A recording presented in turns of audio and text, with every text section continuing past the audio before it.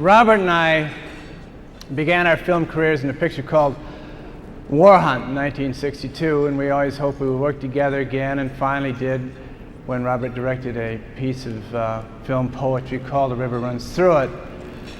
And I'm proud to be a friend of Robert Redford and to be presenting him with the Life Achievement Award.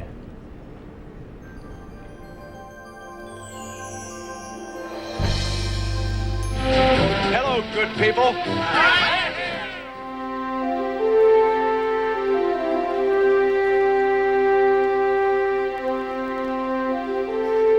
Robert Redford is a man of few words.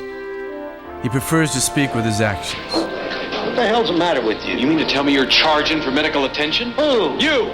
We've been doing it this way for years.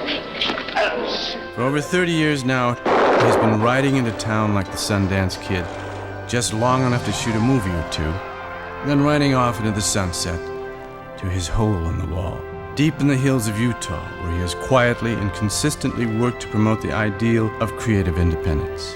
What? What did you do? I told him a story. You play games? I told him a story. You've done more damage than you know. I hope so. Black against the white. Redford has always been attracted to characters who are struggling to be heard. There's got to be a better way. There's got to be a better way. Better way. Better way. In that same spirit, he established the Sundance Institute. The initial plan was to create a workshop at Sundance for filmmakers to develop their skills and to keep their vision alive of independence. Aside from developing the new talent, we could possibly feed distribution and exhibition. The work of the Institute provides a nurturing, supportive environment far away from the Hollywood system. Good water. Not much wind. This would be a good place to live. Redford was an environmentalist before the term was popular. His Institute for Resource Management has opened up an international dialogue on global warming and other issues. As an actor, director, and producer, Redford has steadfastly resisted Hollywood's tradition of romanticizing characters and making them larger than life. And then you say, hang on, and then you let go. Why'd you let go? Because I got tired. Yeah? If something essential hasn't reached your heart, or your mind, or shocked you, or thrilled you, then it isn't going to matter. His characters are flesh and bone. They make mistakes. They don't always know the answers.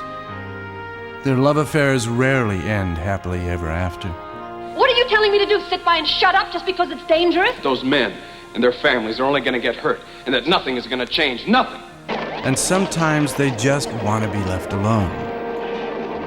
Perhaps because of the honesty of his characters, we tend to trust him to be our eyes and ears on the screen. We know that he works in the office of Mr. Charles Colson at the White House. And the CIA. And the CIA. No matter what the role, we always have the sense that the people he portrays are not so different from ourselves. Robert Redford once said, "I don't regret anything I've done. If I had my life to live over, I'd do exactly the same things. I'd turn down Love Story again, and The Godfather, and French Connection, and Virginia Woolf. Those just weren't things that interested me at the time. And the ones I did, I'll stand by." It took me 16 years to get here. You play me, and you'll get the best I got. Tonight, we express our appreciation for a lifetime of commitment and dedication to the art of acting and the art of being a person who has made a difference. A lifetime that is happily very much a work in progress.